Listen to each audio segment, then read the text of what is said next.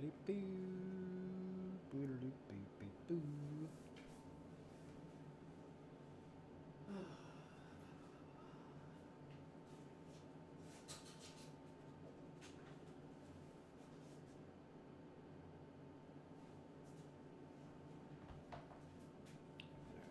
the phone set up, got that set up.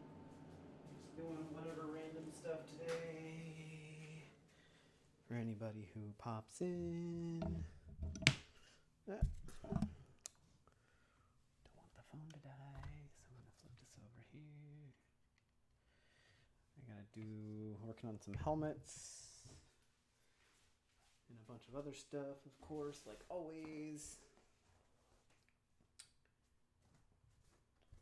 I don't know if you use clay for that or what. There's never enough table space for everything. Let me put this somewhere. This is the Ahsoka armor. I need to stick it down, build a wall, and pour some rubber on that. But I'll do that a little bit later, I think. Stick it back here for now, fit. Actually, I'm gonna move this down here. Stick this in here.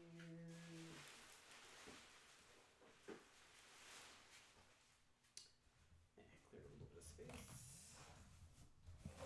Set that down. Leave that right there. Oh, hello. Long time no see or chat. What's it been? 5 minutes maybe, if that. Oh my gosh, my hair's all... I look like a crazy absent-minded professor. There we go. Just lean into it. Wisps going everywhere.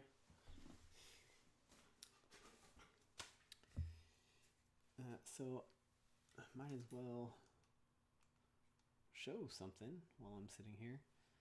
So I'm working on helmets, and people ask all the time about... Let's see if I can get this. Whatever, that's good. Good enough. People ask all the time about visors for helmets. So this applies whatever helmet you're doing. So we use these guys. Ugh. These are Hobart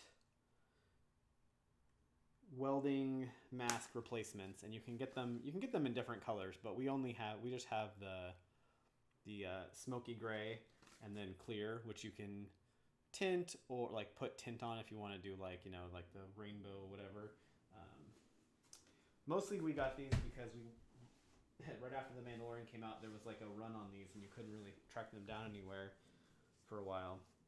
But these are cool because from a distance, especially if it's up close to like your face, you can't really see through it, but you can actually, so you can't really see my face, right? No. But you can see through it fine because it's so close to you. So these are great. And depending on the helmet, for our helmet, you can actually get 2 visors out of one of these. It really depends on the opening and the shape. On a normal, I don't know if you can get 2 on a normal Mandalorian helmet. We've never made one. But, and then, so that's what we use. And then people always ask about how to cut them and everything else. So we have a template, just a cardstock template that we made. And we have holes in there because the way that we actually put our visors in, which is another question people ask about all the time, is with Chicago screws. And we got these ones that are like antique brass looking to kind of match the helmet. But so what you do is you take these, and I'm going to use the template since I don't have a visor cut out yet. But what you're going to end up doing is, I don't think the holes in here are actually big enough for this. They should be though. Doesn't really matter. It's just to mark dots. We'll drill holes in the visor later. But so what happens is you put these in here, glue them to the inside of your, so think this is the inside of the helmet, right? So they get glued in there. And so the visor goes inside the helmet on your Chicago screws that you have glued inside the helmet. We put some rubber washers and then screw the other side of the Chicago screw in there. And so your visor is nice and secure down. A lot of people will hot glue them in, which is totally fine. The only problem with hot gluing it in is that if you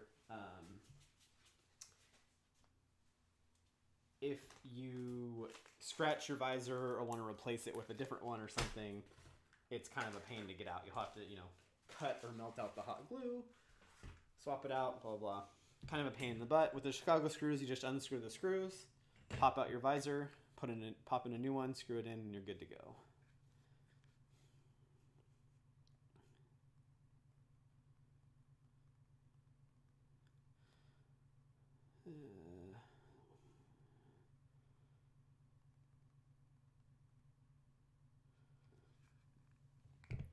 So, as you can see, I've drawn the two visors that I'm going to cut out on here. And some people say they use like scissors, which works. I use the scissors usually for some cleanup stuff. But the nice thing about this stuff is X-Acto knife. And one thing that I've seen people try to do, which makes this a lot more difficult, is they try to cut through the whole thing, which is hard to do. These are very sturdy, which is nice, which is why we use them, right? They're very strong. And it's virtually impossible to cut through nicely and cleanly. But fortunately, thankfully, you don't have to do that. So all I'm going to do is score this along my line here.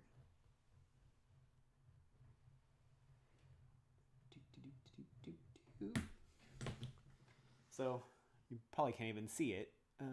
Let's see. Maybe. Yeah, so you can't even see it. That's how lightly I scored it. I scored right along this line, and you can't even see my score line. But, so all I did was just basically really, really fine score line, and boop.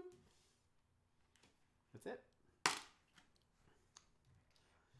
That noise is just the backing. The actual breaking the plastic doesn't even make any noise. Bloop. There you go. It's cut, just like that. Super easy. And then what I'll do is I'll flip it over with the X-Acto knife and just run it along that crease. And that's not, the plastic is completely cut through at this point. This is just to cut the plastic backing so that'll release the extra piece. I leave the plastic backing on both sides all the way until the last minute when I'm ready to install it in the helmet, just to minimize the potential of scratching anything, because it's a real pain to go through all this work to cut all this out and drill the holes and get it fit into the helmet with the screws and everything, and then realize you have a scratch and you have to make a whole new one. But again, the beauty of doing it with the screws is that it's pretty easy to redo it if you have to and do a new one. Same thing. So usually what I like to do is I do pretty much all the score lines and then go back and break them apart, especially on this middle line, because it separates the two and then makes the rest even easier going forward.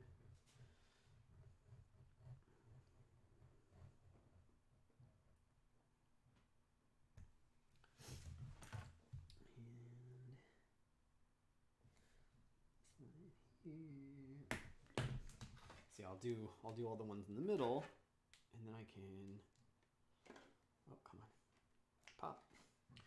And once you get it started, then it goes pretty easily. I'm just being careful not to smear off my cut lines.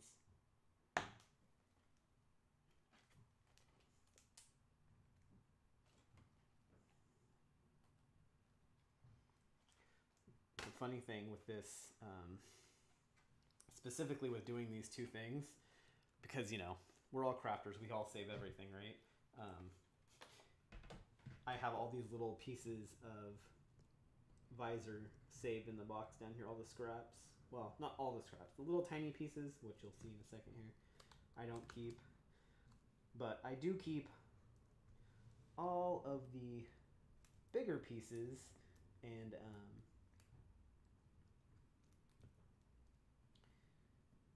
I keep thinking, like, I'll have a project one of these days where I can use that piece or that piece. This is the piece, though. I almost want to make something specifically so I can use them, because I get this middle piece here that looks like an eye shape basically. So I almost want to make a mask that just so I can use these eyeballs, these eye visors. Because as you can see, I mean, really, right? It's like a perfect piece to use as an eye in a mask or a helmet or something. And I have so many of these. This is also a common shape that I have. So those pieces, those shapes, are ones that I have a lot of. And I want to use them because I hate throwing stuff away and making waste if I can help it. Which is also why I figured out the perfect way to get 2 of these out of one. When we first started making these, we were actually just getting 1 out of each one of these. So we had a bunch of scrap left over that were shapes and pieces that were too small for much of anything else, but big enough that we didn't want to throw them away. And the trick, especially on the armor helmet, to getting 2 is there's 2 things. One, so part of the problem is that it has this writing on here, right? And so you want to avoid that. And so I got this figured out so that I can just miss the writing and get on here. The other part is when we first started out, you can actually see on the template. Well, it's actually on this side. So there's this. We were doing it as a T shape because that's how everybody does their visors, right? Is a T shape. This T shape. But of course, to fit that whole T would mean that this over here, this is the rounded part of the visor, would have to start over here. And if you start one here, then there's no way you fit a second one on it. So I realized that, especially because of the eye shape of this helmet, right? The visor basically the T shape goes over here. And so we can cut that corner and round it and still completely enclose the opening and get 2 out of one of these and be a lot less wasteful.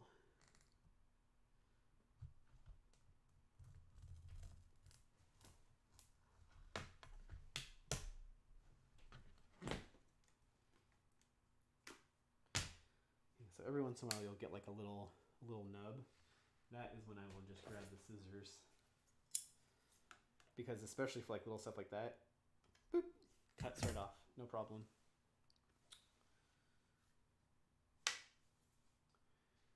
And then on like little pieces like this little edge, it's kind of hard to grab it and score it. So I'll just grab the flat part of the pliers and just bloop. And on those I won't even bother to cut the back because it's such a tiny little piece will come off. And yeah, again, if you get a little nub, just snip, cut it right off.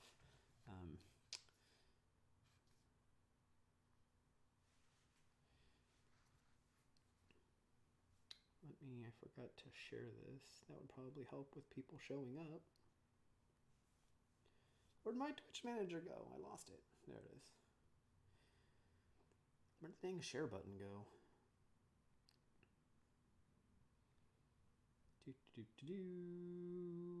Where's the share? I am live.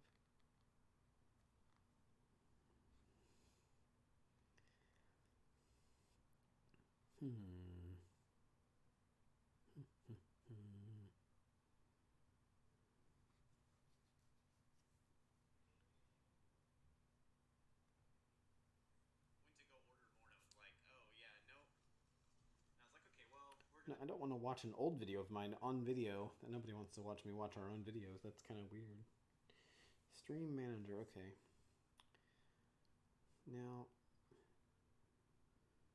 why won't it? Oh, maybe I did it from the computer. Did I do it from the computer before?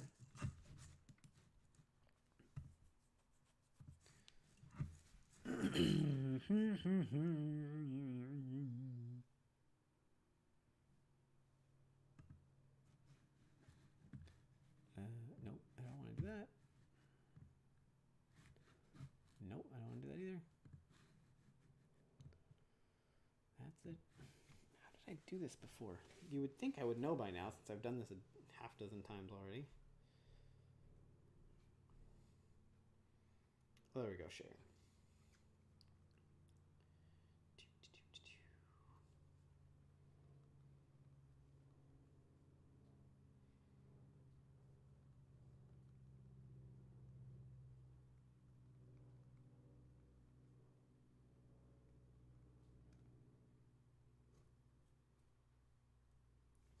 Bloop, bloop. There we go. Same thing with this piece. I'll just bloop, take that off. Man, I don't usually get this many nubs. It's because I talked about it. Now they're showing up everywhere. And then for the top edge, I'll usually use a straight edge just to get a nice clean line. I can probably follow the line pretty straightly, but every once in a while, that is one thing. Every once in a while, even when you're just trying to do a score, your X-Acto will get a little squirrely on the plastic. So, especially for the long straight edges, that's when I like to use, or the long straight cuts, I like to use the straight edge. If you don't have metal rulers, by the way, I highly recommend investing in them. They're pretty much a necessity if you're doing a lot of things that involve cutting with blades. Foam work, whatever, you definitely want a metal straight edge to use with your knife. I remember when I first started, all I had was a wooden ruler. The thing with a wooden ruler, a wooden straight edge, or even a plastic one, but especially with the wooden one, you're going to start shaving off the edge of your ruler unless it has a metal edge at the very least when you're trying to cut stuff. And again, this is a pretty thin piece, so it's pretty hard to score it and snap it with your fingers, but any pliers of any sort will do.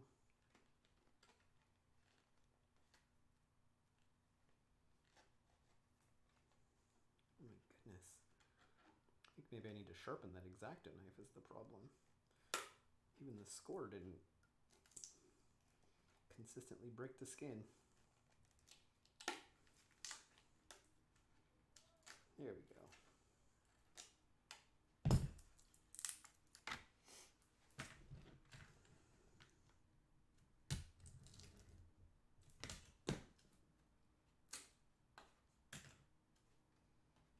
And another nub.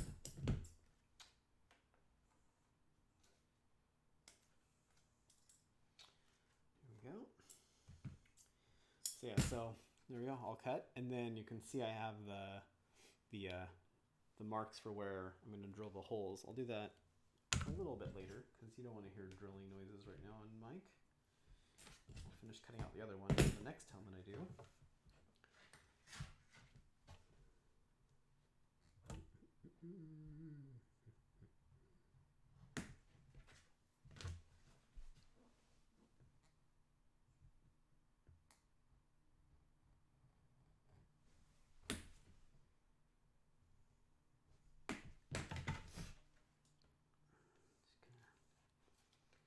Bloop.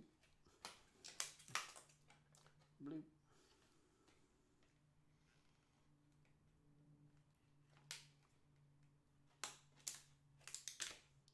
Bloop. And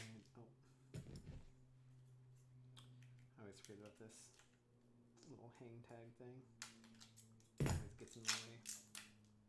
There we go. So then, yeah, all these little pieces don't really have much of a use. They just go in the garbage.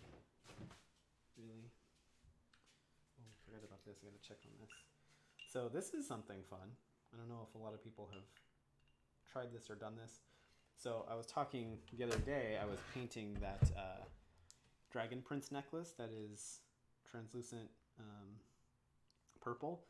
But I didn't actually talk about how we get them that way. So these are clear resin prints.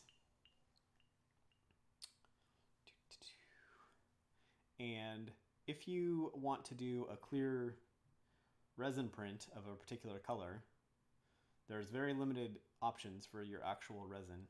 What? I really don't know why these cameras don't like to focus on. I guess if I put it right in the middle, maybe it'll focus. It's still not focusing. Well, anyway, you see the color.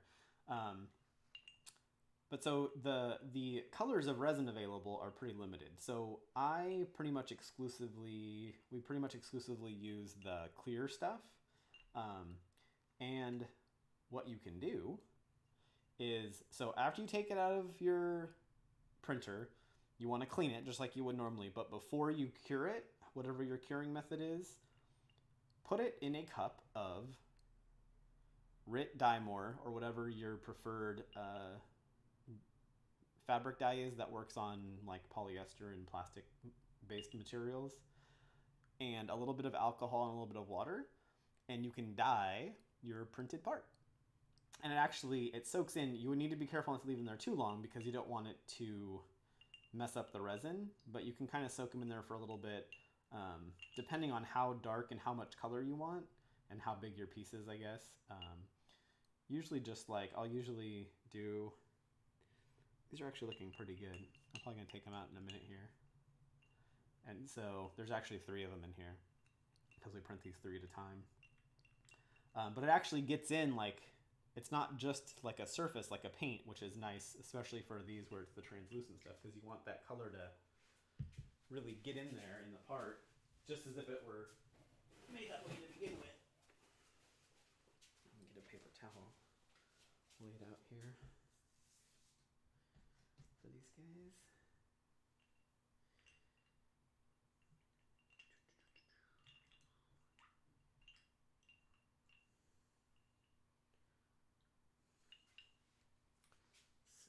Lay that out.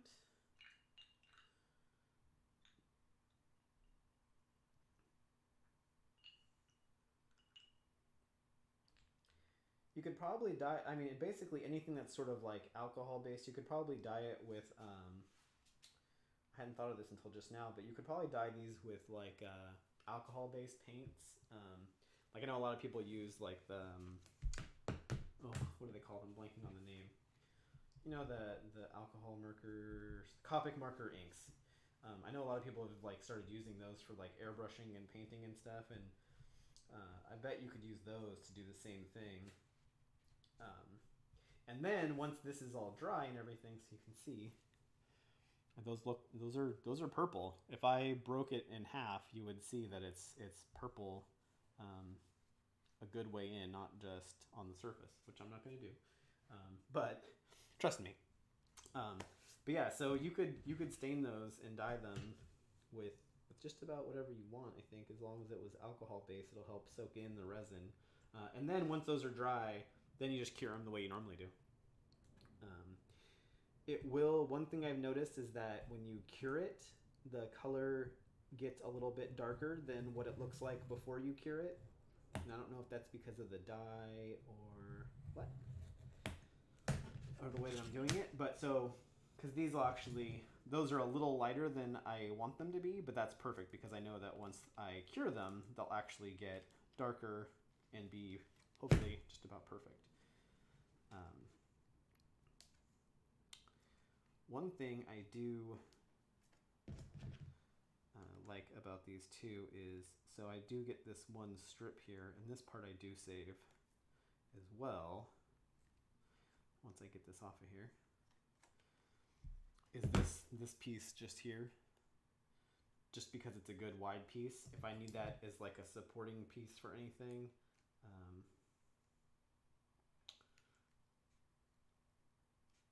there we go. One little tricky part there. But yeah, so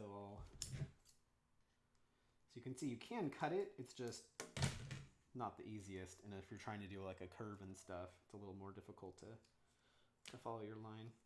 But you know, if you're really comfortable with your particular pair of scissors and want to give it a try, I'd say go for it. I just prefer the scoring method because I feel like I have a little bit better control over what I'm doing with the scoring with the X-Acto knife. I'm just more confident with it.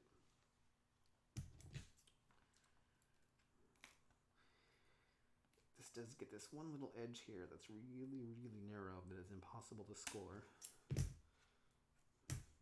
And another nub. Yeah. This thing is getting sharpened. It needs it.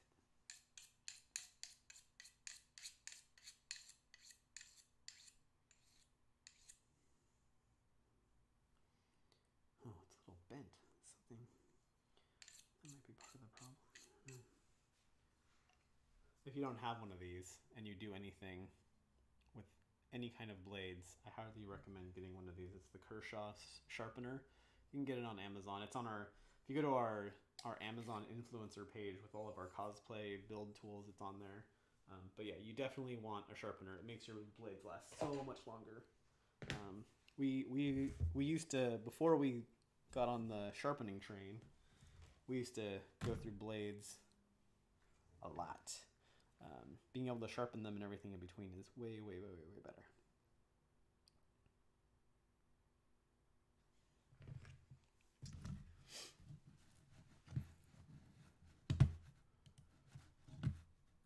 This is so weird.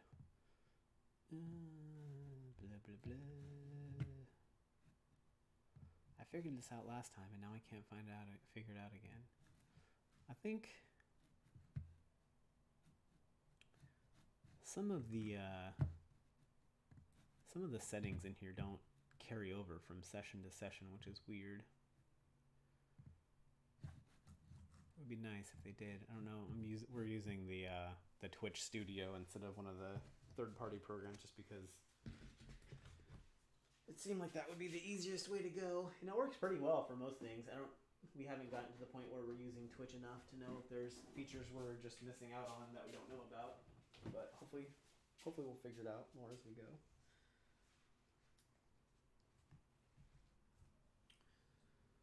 Glue, get over there where you belong.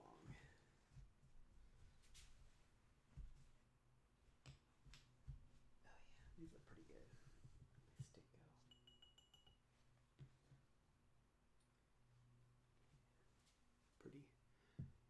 Pretty nice color. And they're translucent, although it's kind of hard to see on here. You know, if I hold up something, you can kind of see my thumb behind it.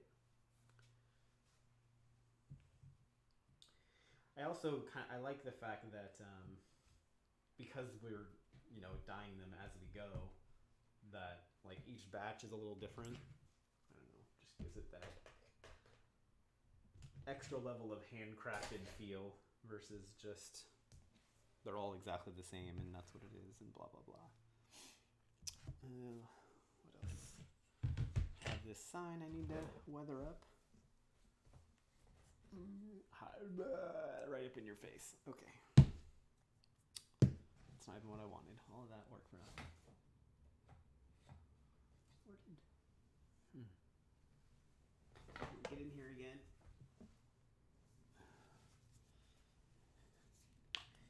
Yeah, that's good. Okay. A little bit of water right there. My favorite thing to do with these guys is just get a fuzzy whatever brush.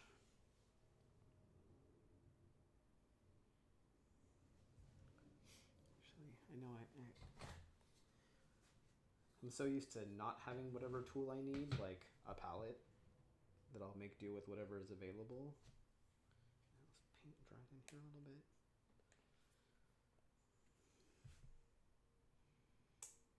Come on. So for this, I'll get the brush pretty wet, get some of this paint, and then I'll just go in here. And really I just want to get kind of in the corners of all these to make it look like gunk is kind of built up in there. And I just do it really sloppily. Is that a word? Yeah, sloppily is a word. Pretty sure. And it's okay if like some is a little lighter, some is a little darker, get a little bit more water in here. I'll do a little bit extra in some of the corners, whatever.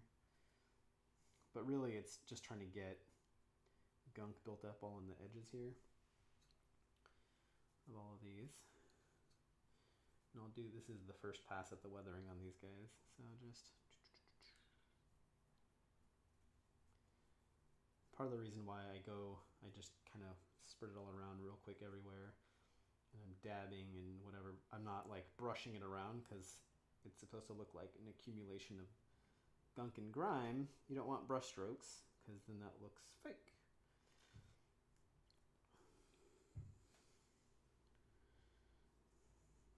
And it's okay if it's a little heavy when you're doing this. And this applies to any kind of weathering like this that you're doing. I'll go in here.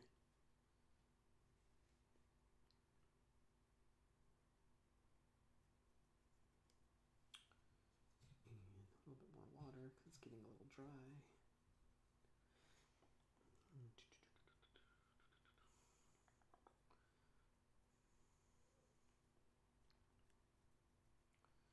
And, you know, a little bit here and there doesn't hurt anybody. And yeah, it's a little sloppy, but that's okay because this is the first pass before I do the before I steel wool this, because these are cold cast, and so most of the stuff that's not on the cards will come off anyway, except for like in the crevices. So get in here in the top line here.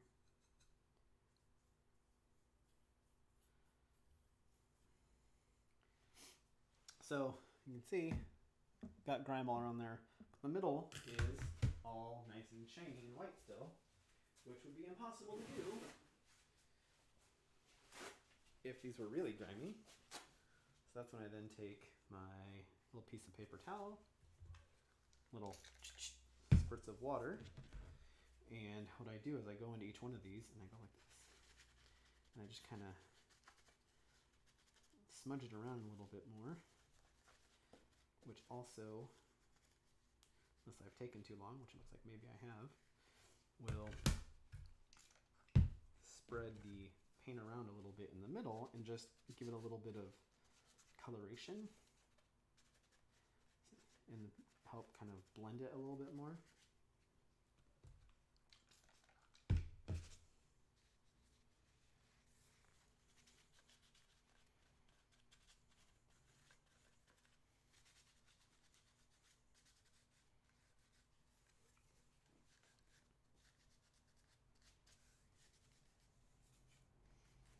And again, like I said, this is also just the first pass. So the one thing is, so the way that I do these is these are just printed out on paper on our printer, and then cut out and Mod Podged into here, which is great because that's, you know, what Mod Podge is really for. Is kind of was originally, at least, was for like gluing down paper and scrapbooking and that sort of thing, and that's like arts and crafts with paper on stuck to other things. The only trick is that it's water based, so you don't want to rub and get it too wet because you don't want to mess it up. But there you go. So you can see it's not quite as bright white in there. And I'll also go and so this is what is this? This is yellow ochre. Just a little bit of that. And again, a little bit of water to water it down because we don't want it to be too much. And I'll just add a couple little things randomly here and there, and I'll hit these. This is where, because this is, you know, lighter than the burnt umber I did, I'll kind of do a little bit everywhere, and then again, same thing, just kind of smudge it around, and that helps with like the yellowed. So you got the brown and the yellow kind of mixing together. You can see now it looks more like yellowed parchment, which is the direction we want to go. Yellowed parchment with some built up gunk and grime.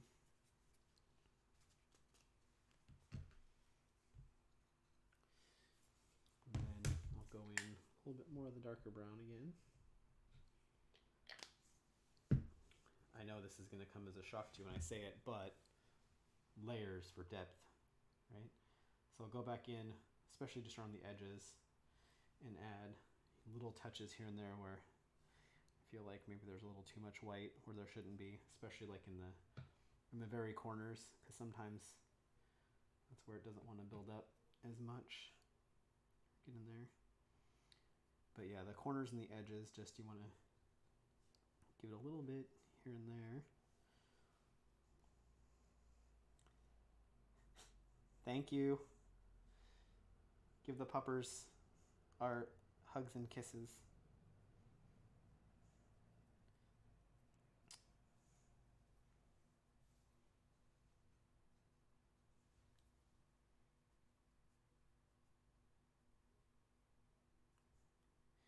Basically, with how grimy these are specifically, there's no way that any of the very edge of any of these should be white. So really on this pass, that's what I'm really looking for, is any place where there's an edge that didn't get any grime, because that'll be too unrealistic. There we go. So again, just kind of a little bit of wiping down anything where it looks like maybe it's a brush stroke versus just some random grime. And this is just a little damp, and you know, it'll build up. It's kind of funny. Somebody else mentioned this at a panel I was on, and I think a lot of us do this all the time without really thinking about it, but we use a paper towel, and you know, as you are wiping stuff off and going back and forth, you get this buildup of kind of all these random colors and moisture, and the towel itself can become a way to then apply more weathering and stuff. So I'm actually going to do that. I'm going to just dip it in, pat it in whatever I have left over here on my thing, and just kind of go on here, do a little bit of this in each of these, and you can see like it adds just, it's kind of hard to see actually on the camera, but it's added a little bit of over here, but just some randomness to the coloration and everything. So I'll just go on, do a little bit here and there everywhere. And then the last part on these that I do before I do the before doing the steel wool. I don't know why I'm having such a hard time with that phrase today, steel wool. Is after the steel wool, I do a light dry brushing of silver over the raised letters, and I want to make sure those really pop. So what I do is I do a little bit of black with a little bit of the burnt umber to make a really, really dark brown. It looks like black on the camera, but I promise it's dark brown. And I just go around all the crevices in the letter, around all the letters. And it's going to look really bad and globbed on there at first, but trust me, it'll get there. Go in here everywhere, blop, blop, blop, blop, blop.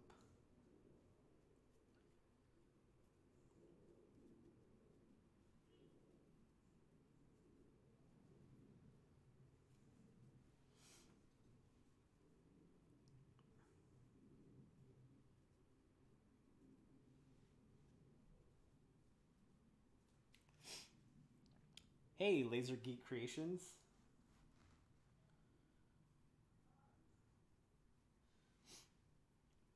Welcome, welcome. Just hanging out, doing random stuff. What are you up to this fine Sunday? I was going to say morning, but then I realized that it's almost dinner time here at least. Gosh, I just have no sense of time anymore, I feel like. Time has lost all meaning in this new world. Right now I'm painting up one of our Azkaban signs. This is a Bellatrix one. We have Bellatrix, Sirius, and Lucius. Ones that we make.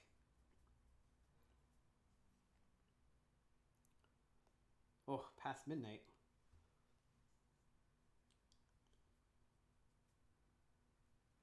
Where are you based?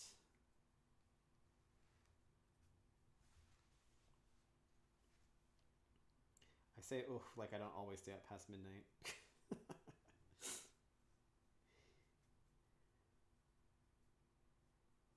Oh. Yay, Scotland, our favorite place on the planet. It's true. That's not an exaggeration.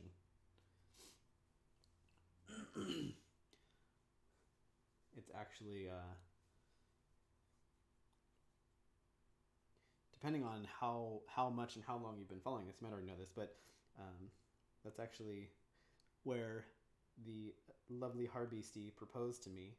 She proposed to me, for the record. while we were in Scotland last year.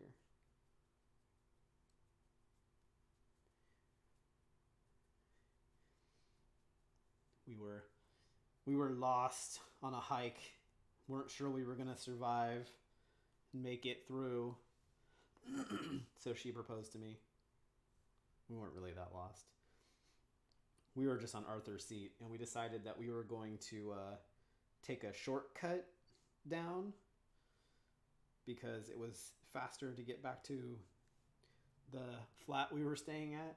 We're like, well, it's right there. Like, if we just go down this way, there's a trail, so we know if we just go down this way, I'm sure we'll end up closer to our flat than if we go all the way back around the other way. And so, we went off on this trail, which was great and fine for the first half of the walk down, and then we got to a dead end. And we were like, well, we can go all the way back up and back around the other side and now make this trip take 3 times longer instead of half as long. Yeah, exactly. We definitely did something wrong. And the thing is, I've been to Scotland. That was my 4th time going, and I've been up and down Arthur's Seat probably at least half a dozen times. So the fact that we got lost coming down from Arthur's Seat says a lot. Like I said, I think saying we got lost is a little bit of an exaggeration, but the trail that we were following did dead end, and I think that might have just been overgrowth or whatever. But we decided, so we stopped to decide whether we were going to go back or try to basically make our own way down the way we were already going. And while we stopped to figure that out, this one pulled out her surprise, which was a ring that she had already planned on using sometime during the trip, but she wasn't sure when. And so figured that was the most opportune moment. So she proposed to me, and then we trailblazed down the rest of the way. I don't remember if we ended up finding that the path continued on down once we got through where it was overgrown or not, but either way, we got down, and it did end up being a shortcut. So, it all worked out. And we were engaged by the time we were done.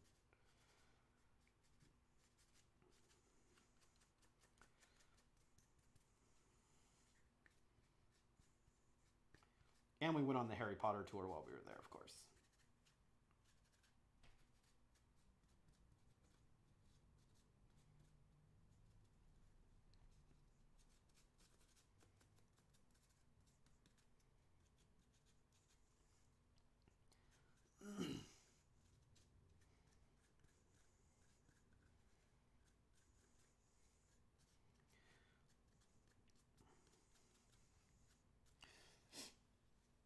Yeah, we both have lots of Scottish ancestry, and like I said, I've been there 4 times. The first time I went was in college. I went. I tried to get in the study abroad program, but I didn't make it. So then I decided to just do my own study abroad thing one summer, and went to Scotland anyway.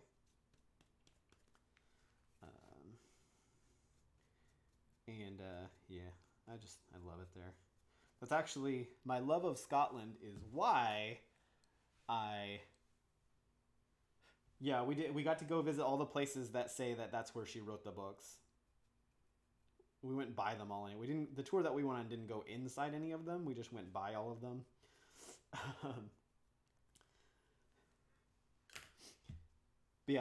My personal love of Scotland is actually why I moved from California to Seattle. Because comparatively, Seattle and Edinburgh are about on the same horizontal place on the map, and so we have very similar weather, especially compared to California. I figured it was the closest I could get, and still, stay in the U.S. Not that I necessarily want to do that anymore, but and yeah, it's so beautiful there. Ugh, I want to go back again already. That was a year ago. That was in May, last May, not like last month, but last year is when we went.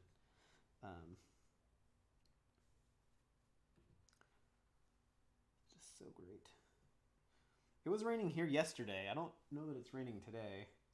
It was raining yesterday, and the day before it was 84 degrees. So, you know, it's funny because everybody says, oh, if you don't like the weather here in Seattle, just wait 5 minutes and it'll change, which I hear all the time about Scotland as well. It's really is, like I said, it's like, oh, it's raining? Well, just wait a few minutes. It'll probably stop.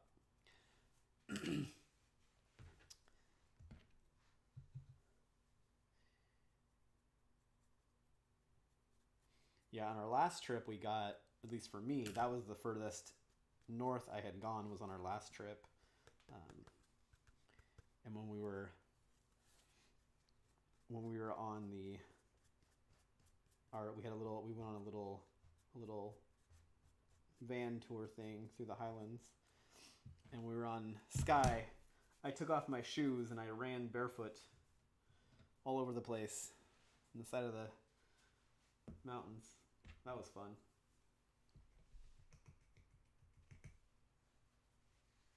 Someday we'll get to go back for one of our anniversaries.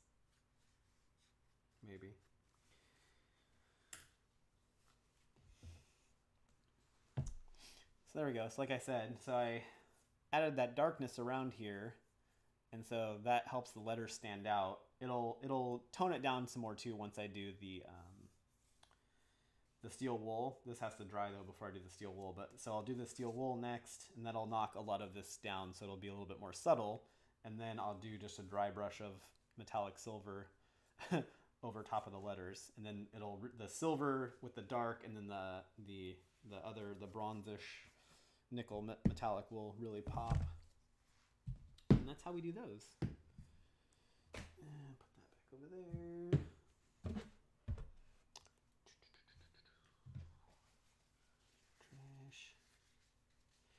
Yeah, well, and of course we're doing the worst of like every country in the world, and everybody is banning us, so we're not going anywhere anytime soon.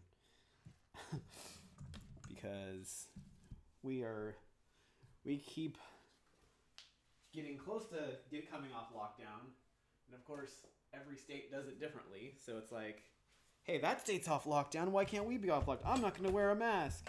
And then we're at record levels of infection. Oh, no, it's okay.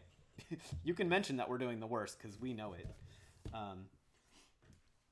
Yeah, you have people who are like, I'm not going to wear a mask to go to the grocery store, and yet, you know, we just got married a few days ago and we did it in masks because, you know, we believe in science and not conspiracy theories. We're science-based here. Let's see.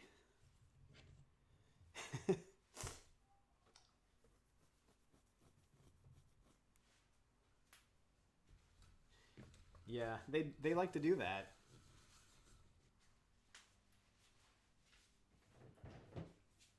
I was actually surprised at that the independence vote went the way that it did, but I mean, I guess on the other hand, there's, you know, for hundreds of years, the English have been taking Scottish lands and living on them, so it's not really surprising that a bunch of people in Scotland would vote against independence because they're as much, or if not more, English than they are Scottish. That's from my perspective, obviously, so I'm sure you have your own perspective on that.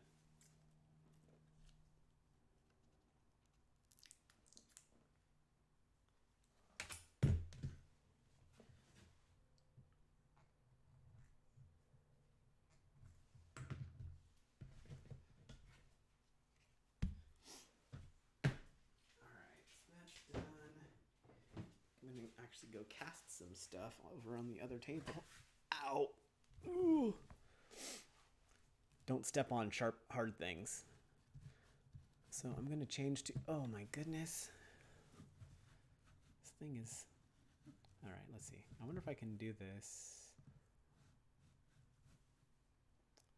Sorry if that made everything go black. It probably did.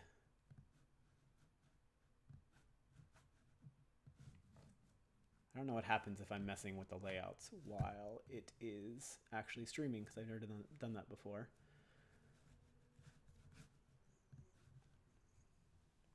It went black. Dang it. All right, well. You can hear me though, so that's good. The audio's still going. I will quickly oh, really? Why does it keep doing this? It's really frustrating. This computer just does not like me or something. I don't know.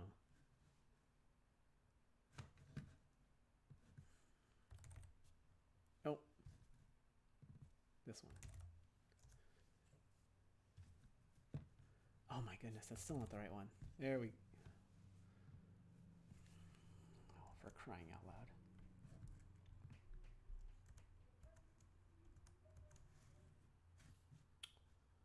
All right.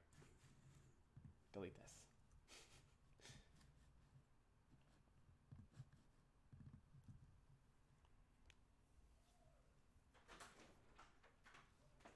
Hello. Hello. How's it going? It's going. I'm up there sewing and listening to you, obviously. Well, I didn't know you were listening.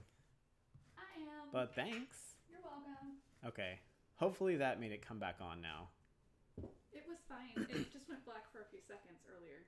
Oh, it went black for a sec, and then it was actually showing what it was. It was showing the. Oh, okay. So it went black when I switched to the, because for some reason it lost my other layout again, so I had to make a new one on the fly. Why does it do that? I don't know. Hey, thanks for hosting, Oakland Jedi.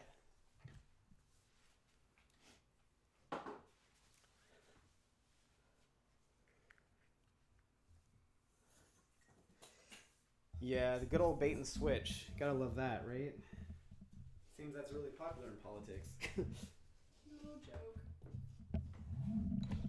They like to, when they can't honestly get us to vote against what we want, they trick us into voting against what we actually want. And unfortunately, that is politics everywhere, not just here, clearly.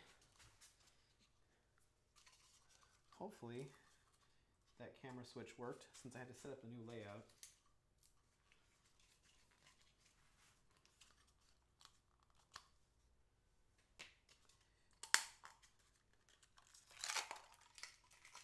And hopefully, y'all can still hear me okay.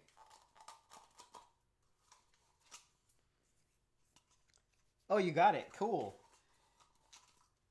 I wasn't sure how long. I mean, it shouldn't take very long, obviously, since you are pretty close. But I wasn't sure. You never know how long stuff is going to take to get anywhere. Yeah, those are our first ones. So we're still learning how to do the patches and things, but it's fun. I like doing the patches. I have some more ideas for things, and I'm still learning and tweaking as we go along. I have a couple more that I need to finish up, and then we're gonna give those away. We're not selling them at all because we wouldn't feel right making money off of them. But I think we might do either just like a straight up giveaway, or I do like the idea of basically saying, like we'll make a limited amount, like say 10 of them or whatever. I don't know how many, but we'll make 10 of them and say, the first 10 people who I'd rather they donate to something if they want a patch. yeah, that's a. Can you guys hear? Oh, that's the volume for that. I don't know. I'll go upstairs and check. See if you can hear. Yeah. You do? Okay, good. Yeah, I think we'll do like a limited number of patches, and then say, the first 10 people who donate at least $10 to one of these charities, we'll send you a patch for free. Just send us like your proof of donation or whatever. That's probably what we'll do. And that way we can help raise money by doing the patches, since that's something we can do easier than just giving money ourselves. Small little way that we can help.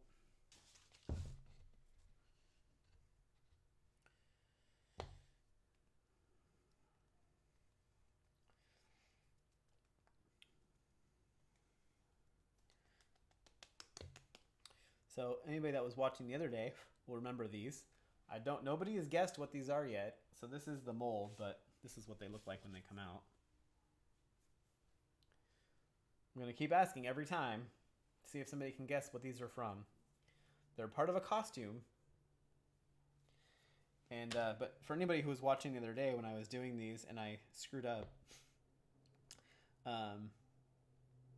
this is a good tip and a learning moment for me screwing up. So if you were watching, you'll recall that I mixed up the part A for this resin. I put the tint and everything in it. And then I poured it into the molds. And then I was like, oh crap, I forgot to actually mix the part A and B of the resin together. The costume has 32 of these on it. So we're making up 32 of these little guys. I don't know. I can't see. When I'm over on this table, I can't see what the cameras are seeing, so hopefully that works. But so I poured the A in, and I was like, oh crap, and I didn't want to completely clean the molds and start over again. So I was like, well, if I dump this out, there'll just be a tiny bit of part A in the mold. I'll mix it and then pour it in there, and it should cure, and it'll, basically clean the mold out. Even if they don't come out perfectly, it'll clean the mold out. Well, I wasn't 100% wrong, but I also was not 100% right. What happened was when I went to go and demold them later after the stream was over, well, first of all, that was the day that I did that right before we went and I got ready to go get married. So I'm going to blame any mistakes that day on, it's polyurethane resin. I'll blame any mistakes that day on the fact that my brain was elsewhere. But what happened is it's really weird because you won't be able to see this, I'm sure. So this is actually, I had only done 2 of the 3 molds and I had to remake 2 of them. Because what happened, and you probably can't see this, but maybe so I'm going to flex it. I don't know if you can see, but basically what happened when I went to take it out is it had cured all the resin, but the bottom layer left like all of these chunks that were basically fused with the rubber. Which is really weird and bizarre. And I was like, well, maybe I can just and at first I thought it was just I could just clean it out, but it actually just had fused with the rubber and took out chunks. So they're basically garbage. I was using one of the other ones as filler for other molds, and then this one I still have left over. But yeah, it just it totally wrecked the molds. So don't do that. If you accidentally pour unmixed resin into your mold, just clean it out.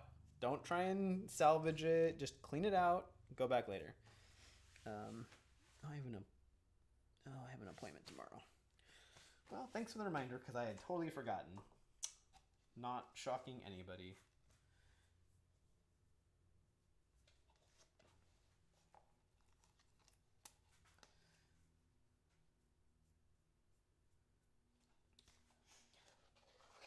Oh, and one of the secret projects I was working on that I talked about last time, I finished yesterday, shipped it out. Hopefully it'll get there tomorrow to the person it's going to. And then I don't know how long it's going to take for them to do what they're doing with it before I can share it. But the last project that this person did, they did a pretty quick turnaround. So I'm hoping that by the end of next week, I'll be able to share not only the finished product that we made, but also what it was used for. I would say hopefully by the end of the week. But realistically, I don't expect it to be any later than the week after that. So I'm pretty excited about it. And once the project comes out, you'll see why I was so excited about it. You just have to trust me for now, but it's really exciting. I hate not being able to talk about things. By the way, this is the dye I was talking about that I used for the clear resin prints to tint them. So we have a couple of those in there that we use for tinting stuff. Alright, so what else do I need to do today? There's always so much stuff. Always so much stuff to be done. I am going to... Oh, I do need to cast another one of those. Maybe I'll do that. I also need to cast those.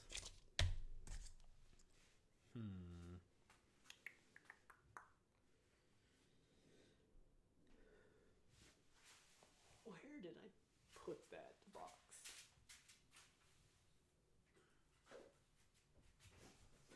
And I need to cast another sign. I'll do that, because that's easy. Sign is easy to cast. This is just a flat mold. This is the Azkaban mold, though, that the sign I was just working on came out of. We have a couple more of those that we have to make, so clear some of this stuff out of the way. I knew that was going to happen. I said, Self, make sure you clamp those before you keep going. And I said, I'll do it when I move all of them. I said, Self, you should be listening better because they're going to fall. I said, no, it'll be fine. And there we go. Thanks for coming by. Have a nice evening. Enjoy Scotland.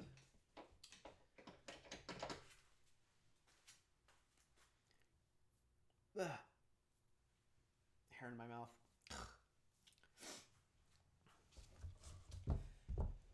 Can't wait to go back. Someday. Someday.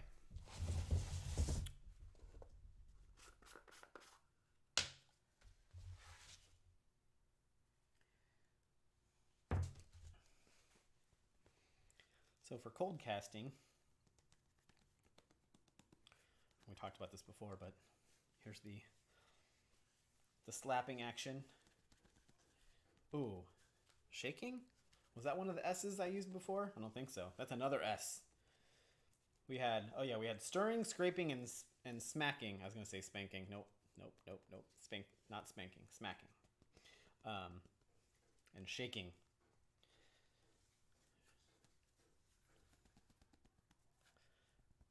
What other S words can I use to talk about? Molding and casting. Sifting. We can go with sifting. Sifting the powder.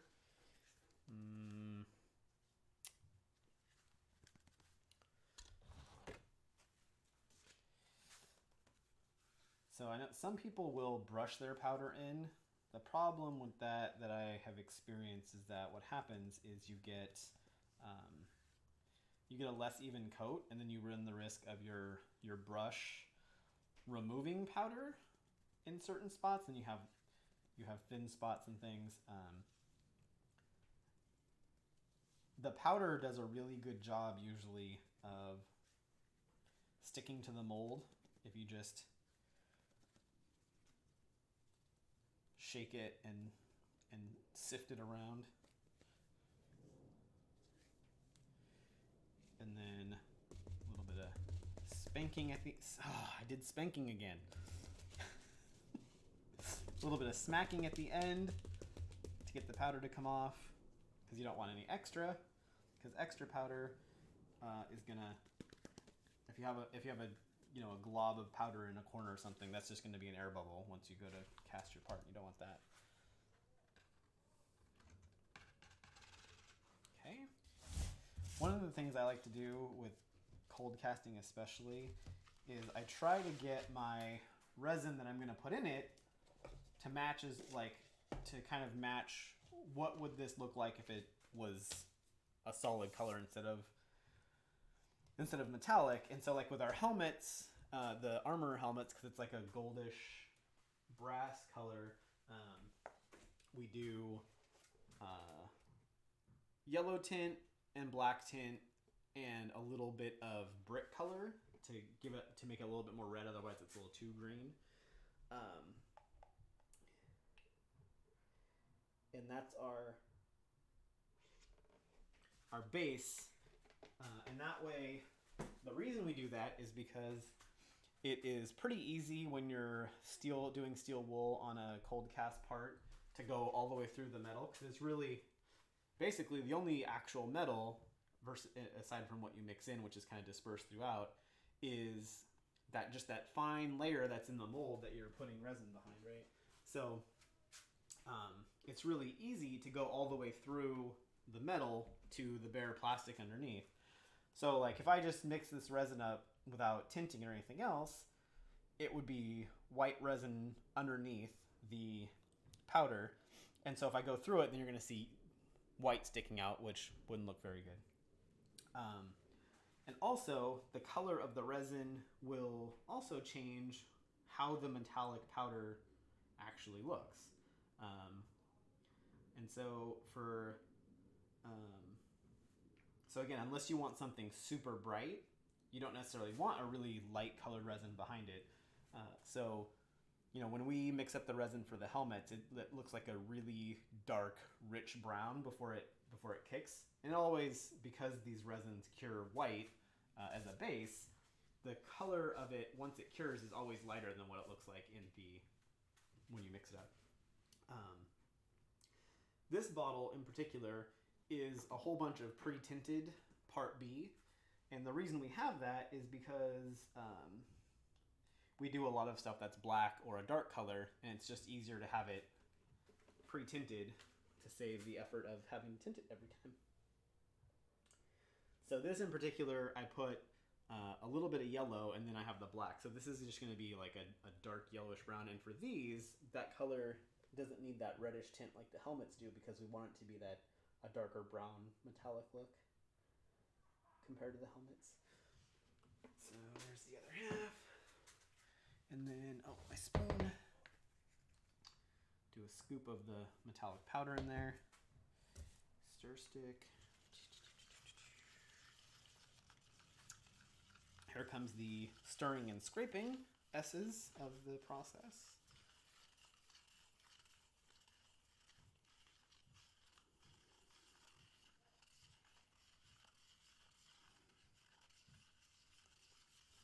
Ironically, I'm making my stand back. I'm attempting mold making and casting shirt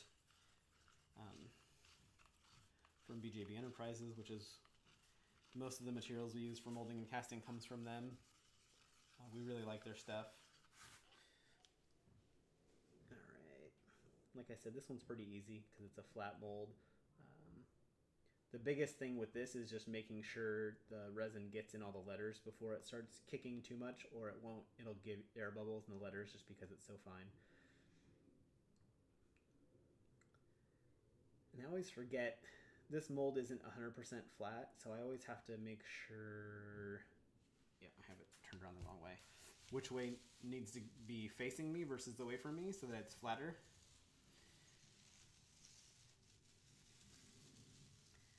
I always get it wrong. It's always the opposite of the one I choose, which means I always choose the same one, obviously. Choose wisely. Oh. And I always forget also that this needs a little extra help over here on this one corner to make sure that it's as flat as possible.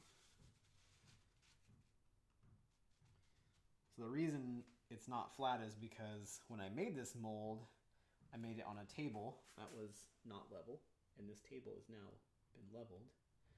It wasn't even made on this table. That's the other thing is,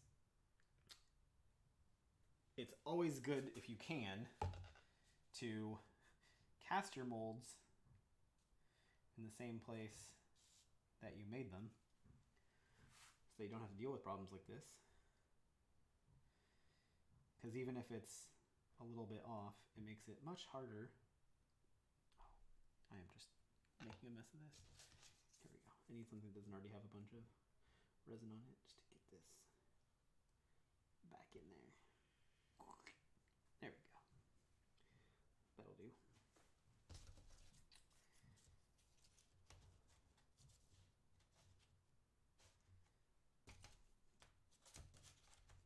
Come on. Get in there. Alright, here we go. And I forgot I was going to put some in there. Oh, I had pretty much the exact amount. I didn't have any extra, so that's okay. I will just just mix up a little bit then to put in there. That cup is too big though. They're just these little molds, so I'm actually going to break out one of these guys. The smaller amount of resin you mix up at a given time, the harder it is to get it just right. So a warning, a caution. Especially if you're pouring from big bottles like this. I have a tendency to do that, make a mess. Oh, come on. Like that. Now, I went over what I wanted, but that's okay. Not by a whole lot, but by a little bit.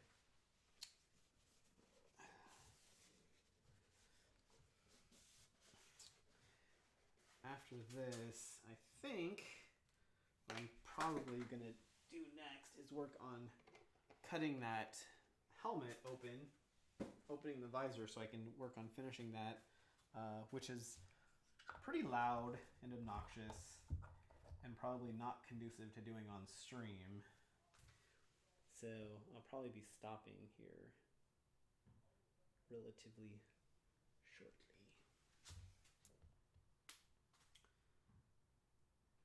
Which is this is the reason why I'm always like, oh, what am I gonna do?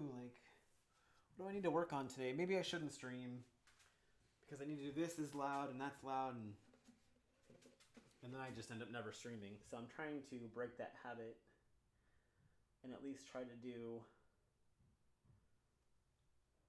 line up a good amount of things that I can work on that don't require loud power tools and things.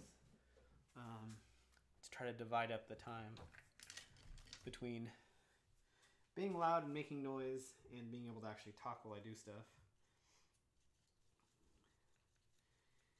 It's actually, which is in and of itself challenging because the way that I work is I usually am just all over the map, bouncing all over. Do this over here, do that over there, cut and sand this, pour this, do that. Which especially when you're doing molding and casting, you kind of have to almost because, I can line up a whole bunch of stuff to cast like I'm doing right now. And then go work on, I'll do a whole bunch of stuff like this and then go work on something else and then come and, demold and cast some more. But depending on what product I'm using, in the 10 or 15 minutes or an hour while I'm waiting for it to cure, I can go do some stuff that's loud and obnoxious. So it's hard to trying to figure out a good way to kind of balance out and figure out, okay, these are all the things I should do first, and I can do those on stream, and then I'll go do a bunch of the loud, obnoxious things. But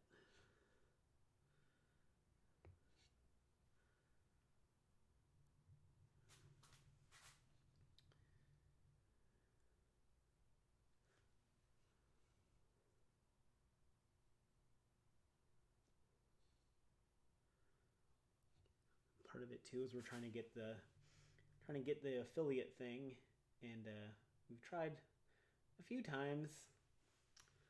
The requirements aren't, they're not like a lot of requirements. It's a little challenging because they don't necessarily work together to meet the requirements. So you have to have, for anybody who doesn't know, you have to have yeah, well that is definitely part of it too, is I'm planning on doing that not next week but the week after, because the week after I have 5 days in a row where we don't have the kids, and then so that's what I'm going to try and do, just push over the finish line. The challenging thing is it's okay, get at least 50 followers, which we have, that's not a problem, and then it's stream for this many days within a 30-day period, which again isn't too hard. I think for this 30-day period we're already halfway there, so I think we have 3 more days after this, so again that's not too difficult. But then the last 2 requirements are total number of hours, but then average number of viewers at the same time during those hours. And so it's one of those things where it's like the more hours you do that are just kind of unstructured and random potentially lowers the average number of viewers that it, like over the time period. So like you kind of are trying to figure out like, okay, I don't want to stream too much unless I know people can be there, because then the average viewer count's going to go down and screw that stat. But you also don't want to stream too few hours because then you won't hit the hour, like whatever. But yeah, I think so. That's why.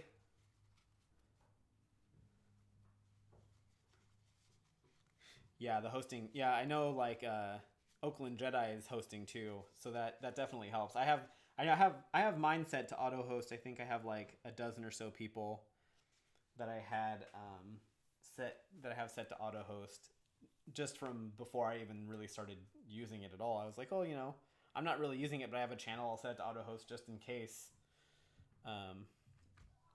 Yeah, that would be good. So I figured that's why I kind of started doing these.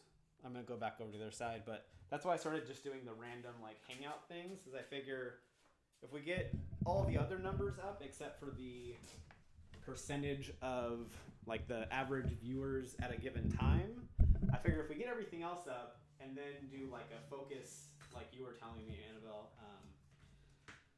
we'll do the focus thing in like a week and a half, I think is when I was planning on doing it.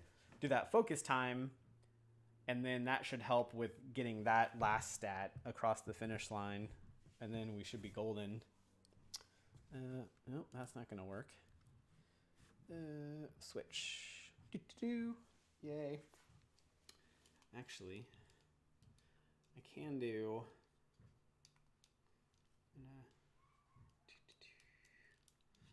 There's not a good way to. I have to think about that. I want this to be facing downward more. I'm gonna figure out a way to do that. But anyway, that's good. So this is my. I'm not gonna turn it on, but I can still use it as like a tiny trash can. This is our dust collection system. I like this tip so much that I'm going to share it as much as I can too. So this is our dust collection tube with a hose clamp and a C-clamp fed through it. So you can basically clamp this pretty much wherever you need it. And so like I a lot of times I just clamp it right here on the edge of the work table.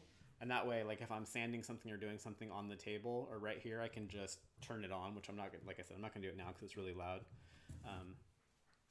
And this doesn't make a ton of mess as long as I have somewhere for it to go. So this is the sign, steel wool. I'll just do a little bit here. And you don't need to do, it's just very gentle on this.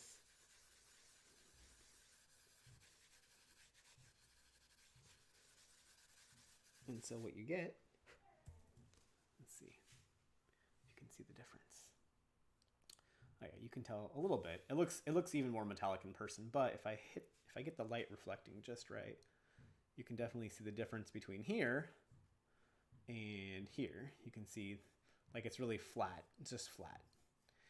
And then just with that little tiny bit of hitting it with the steel wool, it gets that shine. And like I said, in person versus on the little camera, you can definitely tell a lot better.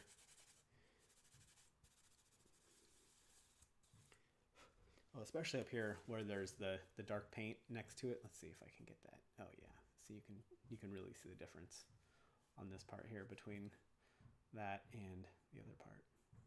Yeah. One of the things I want to do when we go in all the way to try and cross the finish line, is not this coming weekend, but the weekend after. I think maybe on. I don't know if I should do it on like Friday night or during the day, but I'm going to do the Prospect watch along. We can't do an actual watch party because I don't have rights or whatever to stream the movie, but I do want to. I'll post about it ahead of time so anybody who wants to can either make sure they have it rented or knows where their disc is if they bought a Blu-ray, or figures out which streaming service they already have that carries it for free. and then do a watch party / behind the scenes audio commentary live. I think that'll be fun. And then I'm going to take that and like make it available once the stream is over, and that way anybody who wants to can go and watch the movie and listen to my one man behind the scenes commentary track.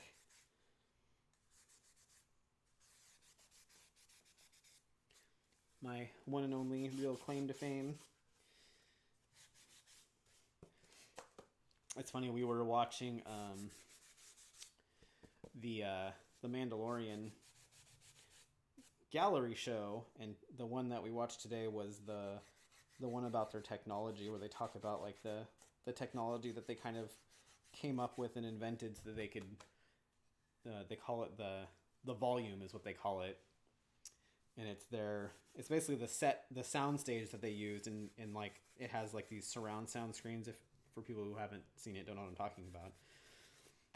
But basically, for all of the Mandalorian, their set was this big circle with screens all around it and a screen over top, and they would have physical props and like ground cover or whatever in the circle, and then everything else that you see, instead of being green screens, is all LED screens that actually show video. And it's amazing to see it and watch how they use it. And like the cool thing to me is that they were talking about how they basically came up with all this cutting edge technology that enabled them to do more traditional filmmaking. So instead of actors having to pretend that they're interacting with things, and all this post-production of trying to make sure that the principal photography, lighting, and shadows match up with the CGI backgrounds and everything else, everything is just right there real time in the camera as if you were out in the real world. And one of the things that somebody said was it's really cool to be able to shoot dawn the whole time during a 12-hour day. And the reason I brought that up is because for Prospect, the part of the actual product, like mostly I worked pre-production, but the part of production I worked on is when they're doing the camp scene at night. And so we had to get there at like 6 o'clock at night, get everything ready to start filming at 9 o'clock at night. And then we had to stop when the sun started coming up, and the sky started getting light, because everything had to be shot and look like it was at night. And I was like, man, if we had one of these, something like this similar setup where we had done a bunch of like the interior and like sets that we had built, like that would have been perfect, because then, we could have done it at a normal time of the day and not been killing everybody. But it's also it's cool too, because, again, on Prospect, it's very similar, because it's also like this space Western. And one of the things I noticed watching the Mandalorian thing is, obviously, everybody who's seen the Mandalorian, lots of shiny, reflective stuff. And so when you're doing like green screen stuff, you have to make sure that all of those reflections on all the metal and face shields and everything else match what is supposed to be happening versus what was actually happening when it was filmed. So that's, again, a lot more post-production work, versus with all these screens projecting and actually being realistic light sources and reflection. Like all of the reflection on the Mandalorian and on the helmets and everything is all real reflections that were picked up from those screens. And we had, even though we didn't have the green screens, that was a real challenge for the filmmakers on Prospect, was making sure you didn't get reflections on the visors and things of the cameraman or anything else, which the cameraman reflection is still a challenge, obviously, even for the Mandalorian, but like just any of the other stuff, like, you gotta try and make sure you're not getting reflections on stuff, and like what stuff is in the background versus having all that realistic background. And even the actors were saying, like, just it was so much more of an immersive and realistic experience for them. And it's just, yeah, I highly recommend, if you have seen The Mandalorian and you enjoy it, which if you've seen it, you probably enjoy it. I don't know how you could watch it and not enjoy it, but I highly recommend watching the the gallery show that does like the behind the scenes stuff, because it's just really cool to see and listen to them talk about that stuff and see how they did it. Especially if you have any interest in filmmaking, because it really does go into a lot of like the behind the scenes filmmaking aspect of stuff that doesn't get talked about nearly as much in a lot of stuff. So now I'm doing I got all the shiny done. So now I'm just going in and dry brushing on a little bit of silver paint on the letters to help them stand out a little bit more from the background.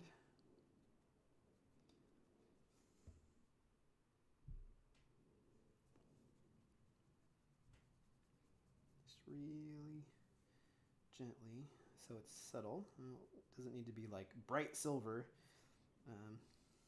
Everything, try to do everything subtly, especially because if you go light, you can always go back and put more in. If you go too heavy, then you gotta go back the other direction, which is always harder.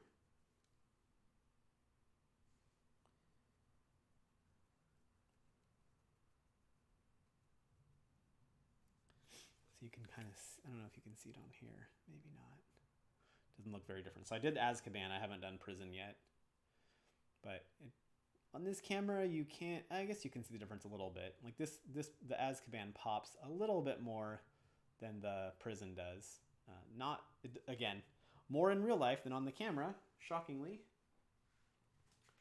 But, yeah.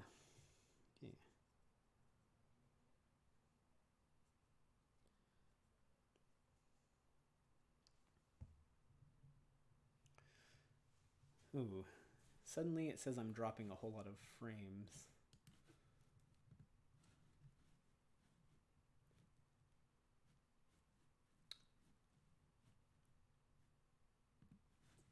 Oh, it went away. Oh, hopefully that was just a temporary thing. Probably one of the kids downloading something.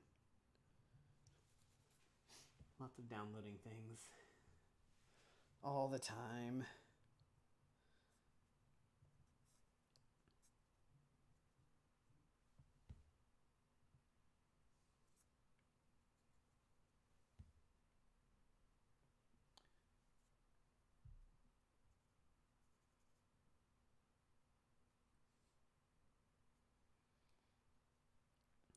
I wonder too, like, I'm gonna look into how Twitch actually calculates that average viewer thing. Like if it's just per stream, like what was your average, like how many viewers? Yeah, I don't know how they calculate that. Something like if we hit like the total hours, if it would actually be more beneficial to just do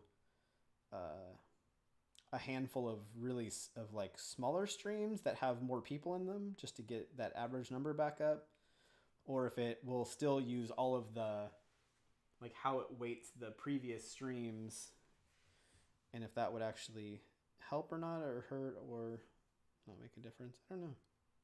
I guess we'll see in a couple weeks when we try the final push.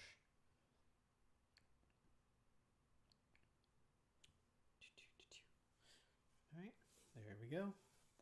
Bam, all done. Ready to go. One more thing done.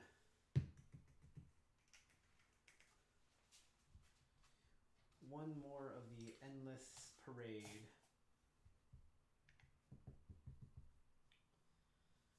I definitely need to figure out a better way to balance work-life balance. I'll get there. All right, I'm going to go and work on cutting this out using many Dremeling tools, which will be very loud and obnoxious on a stream. I guess I could just mute the microphone and leave the stream on. I don't know.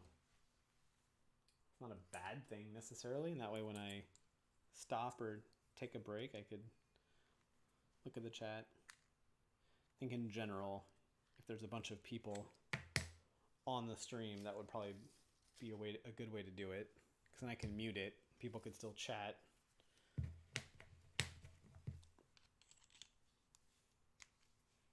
Just changing to the tools I'm going to need for this instead of the ones I was using before. Oh, by the way, I don't remember where I even found out about these things, but for Dremel people, this is a fancy tool that I would never have even in a million years thought of using. I don't know if anybody knows. I'm going to guess that most of the guys who watch this will not know what this is, and it's kind of hard to see on the camera anyway. But any ladies who get their nails done will know. So this is actually a ceramic bit that is for nails, like for the fake nails they get nail salons. It's a grinding bit, but since it's ceramic, it lasts a lot better than this is what most of us use, right, for their sanding of resins and everything else, are the drums, which are still great, and they do a great job. But these ceramic bits work just as good on plastic, especially like urethane resin, and even on foam. And because they're ceramic, though, they don't get clogged up and worn down as quickly as the sanding drums. So I'm pretty sure this is on our Amazon. These are on our Amazon page, but if they're not, I'll add them. But yeah, highly recommend these if you do a lot of dremeling, especially plastic. Highly recommend checking out these bits. Anyway, I am going to go do some helmeting and say goodbye for now. So thank you, everybody, for coming. I'll say goodbye with my face instead of just my hands. Okay. So thanks, everybody, for coming. And let's see. I think probably the next time that will be on here is going to be Wednesday. Yeah. Wednesday and Thursday, I'll do kind of the same thing where it's just a random hang out in the shop. And then the following week, we'll do the 5-day road to affiliate thing, including the prospect watch party. Okay, cool. Everybody have a nice rest of your weekend, assuming you're in a time zone where the weekend isn't already over. And we'll see you in a few days. And I did the thing again where I did my whole goodbye without getting